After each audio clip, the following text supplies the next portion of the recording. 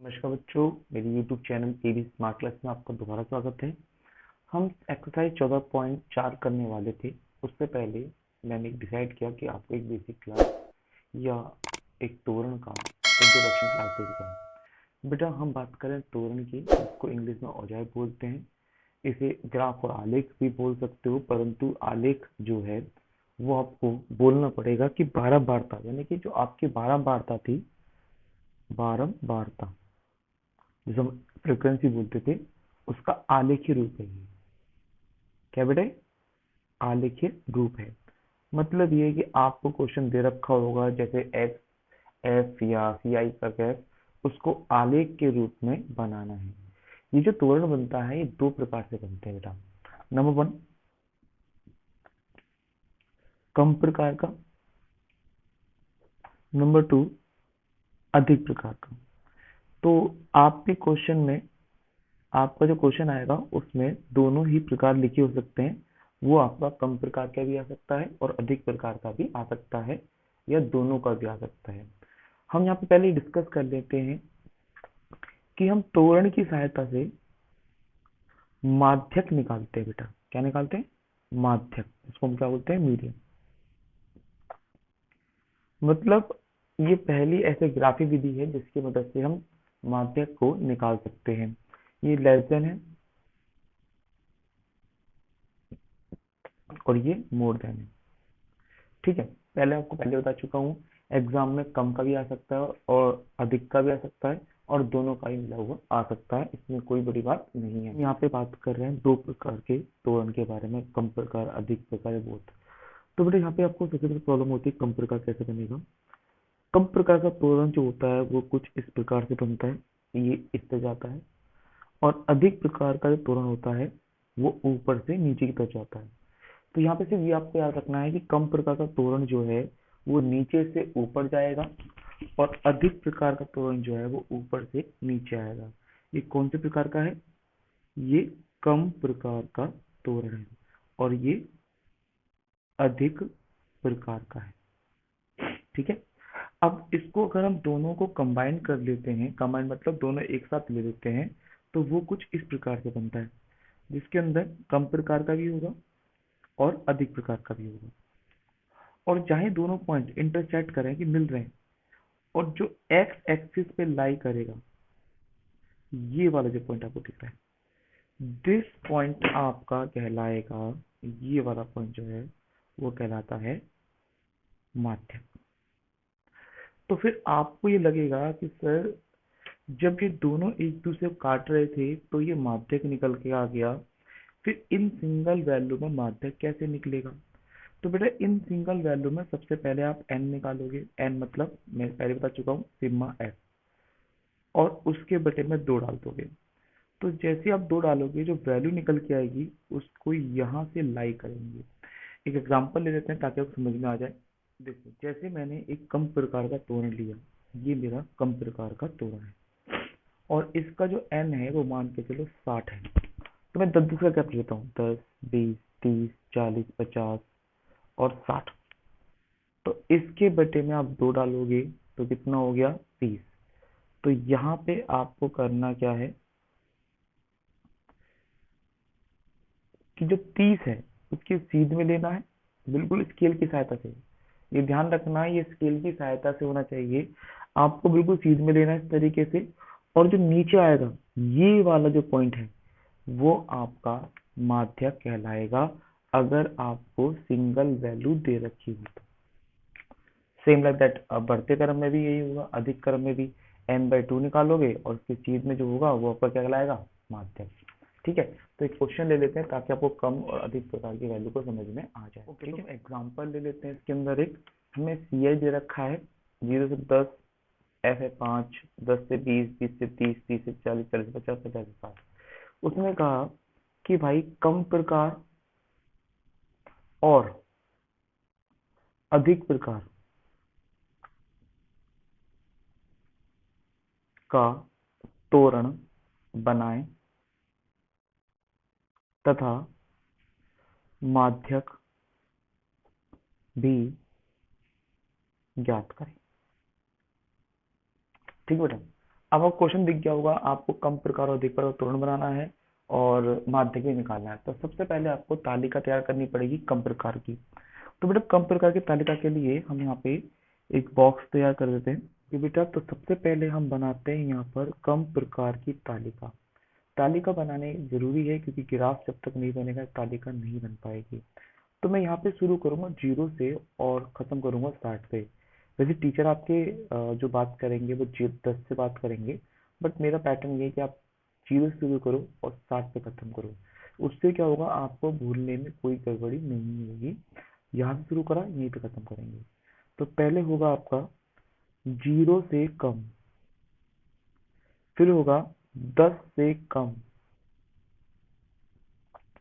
ऐसे ही 20 से कम, 30 से कम, 40 से कम, 50 से कम और 60 से कम। अब कितना कम, पहले इसकी बात कर लेते हैं। ये होता है कम प्रकार। ये आपका सी एस यानी कि संचय बारे में बताता हूँ। 0 से कम, भाई 0 से कितना कम जा रहा है पता नहीं, कुछ भी नहीं है, दैट इज 0। जब मैं 0 से 10 की बात कर रहा हूं तो कितना है, 5। यानी कि 10 से जितने भी कम है वो कितने हैं, 5। फिर कहता हूँ 20 से कम कितने हैं, तो 20 से कम है आपके 5 भी है और 8 भी है, कितने, 13। फिर मैं कहता हूँ 30 से कम, तो इन सबको जोड़ दो तो कितना हो गया, आपका हो गया 20 जोड़ने पे ये हो गया 33।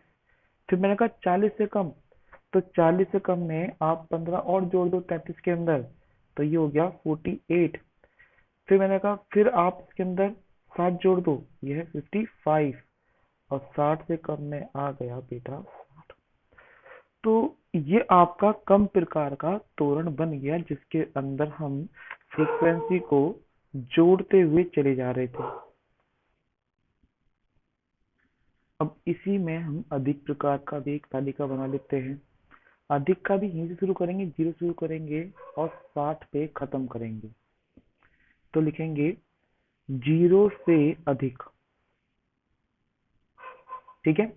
फिर 10 से अधिक, 10 से अधिक, 20 से अधिक, इसी तरह से आप 30 से अधिक, 40 से अधिक, 50 से अधिक और बेटा 60 से अधिक। अब कितना अधिक, देखो 0 से कितना अधिक, 0 से ये सारा अधिक है, सारा का सारा, मतलब इन सब का टोटल। कैसे, देखो 0 से 10 के बीच में 5 है, 10 से 20 के बीच में 8 है। तो जिन बच्चों को समझना ना अधिक का मतलब क्या है, मीनिंग ऑफ दैट, ये आपकी एक तरह की वैल्यूशन है जिसमें 0 से 10 के बीच में 5 लोग आते हैं। ये एज मान लो कि 0 से लेकर 10 साल के बीच में 5 साल हैं, 5 लोग हैं। 10 से 20 साल के बीच में 8 लोग हैं, 20 से 30 साल के बीच में 20 लोग हैं। तो मैं वही तो बोल रहा हूँ कि 0 से उम्र में कितने ज्यादा लोग हैं, तो ये सारे के सारे हैं, मतलब कितने, 60। अब 10 से अधिक कितने हैं, तो इस 5 को हटा दो, बाकी सब 10 से अधिक है। तो 5 हटाया तो कितने बचे, 55। फिर कहा 20 से अधिक कितने हैं, तो इस 5 को भी हटाया, इस 8 को भी हटाया, मतलब रियलिटी में इस 55 में से 8 गए, तो कितने बचे आपके लिए, 47। फिर 20 हट गए तो कितने बचे, 27। फिर 15 हटा दिए, 15 हटाओ, उसमें से कितने बचे, 12। 12 में 7 गए, 5, और 5 में से 5 गए, 0। तो ये आपके अधिक प्रकार के हैं, ये आपके कम प्रकार के हैं। परंतु मैं इसमें ट्रिक देता हूँ आपके लिए। देखो कम प्रकार, कम में क्या करना है, 0 से स्टार्ट करना है कम में। ये एक लॉजिक लेके चल सकते हैं। कम में 0 स्टार्ट करो और इन सबको जोड़ते चले जाओ। कम वाले में 0 से स्टार्ट करो और उसमें जोड़ते चले जाओ। और अधिक में क्या करो, टोटल से चालू करो और सब में एक एक एक एक एक घटाते चले जाओ। मतलब अधिक वाले से छीनते चले जाना है और कम वाले को देते चले जाना है। यहाँ पे आप जोड़ रहे हो और यहाँ पे आप घटा रहे हो। बस ये ध्यान रखना है कि कम प्रकार में आप जोड़ते जा रहे थे और अधिक प्रकार में आप घटाते जा रहे थे, ठीक है। तो ये तो हो गई हमारे पास तालिका। अब इसको इस पे निरूपित करना है। तो सबसे पहले उनका पॉइंट निकाल लेते हैं। बेटा देखो 0 वाला पॉइंट का कोई काम नहीं है, ये तो समझने के लिए था हमारे पास। तो हमारे पास जो टॉपिक है ये वाला, वो है 10 से 5, फिर 20 पे 13, फिर 30 पर 33, फिर 40 पे 48, फिर 50 पे 55 और 60 पे 60 ही आ रहा है।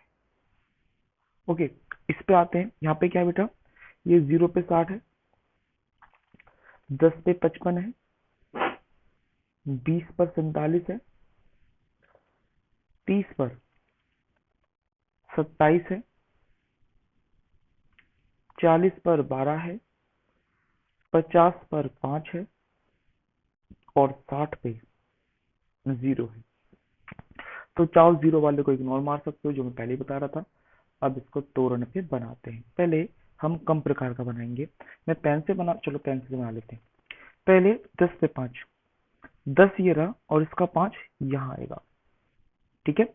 20 पे 13, 20 पर 13, 13 आसपास यहाँ होगा, ठीक है ना। 10 11 12 13, ये तो पता होगा। 30 पे 33, 30 पर सीधा 33, 40 पे 48, ये वाला 48, ये 40 है और ये आसपास हो गया 48। फिर 50 पे 55, 50 पर 55 और 60 पे 60, ठीक है। तो पहले तो आपको ये पता होना चाहिए कि जो ग्राफ आप बना रहे हैं इस पे, ये फ्री हैंड होता है, मतलब स्केल से नहीं मिलाना, इसको हाथ से मिलाना है इस तरीके से। ये बन गया मेरा कर्व, हाथ से मिलाना है। आप सिर्फ जीरो से मिला सकते थे, इट योर चॉइस, मैं यहीं से छोड़ूंगा बस खाली।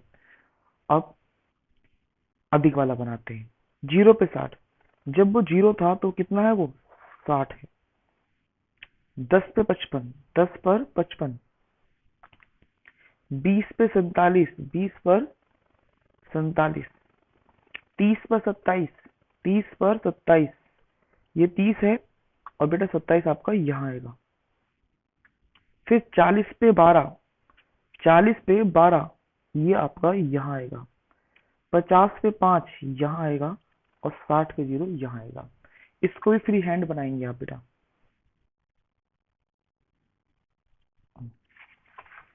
सॉरी, मैं इसको ड्रॉ कर रहा हूँ, ये ऐसे बनेगा, ठीक है। इसको हम थोड़ा मिटो देते हैं। ये जो लाइन आपको दिखी साइड में,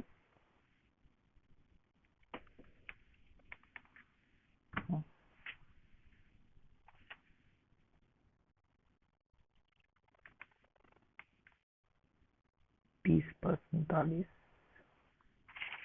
और ये मैंने इसको ऐसे करके मिला दिया, ठीक है बेटा। ये बन गया आपका तोरण। अब ये तोरण पे आप जीरो से भी ले सकते थे, इसको अंडरलाइन इस तरह से कर देंगे,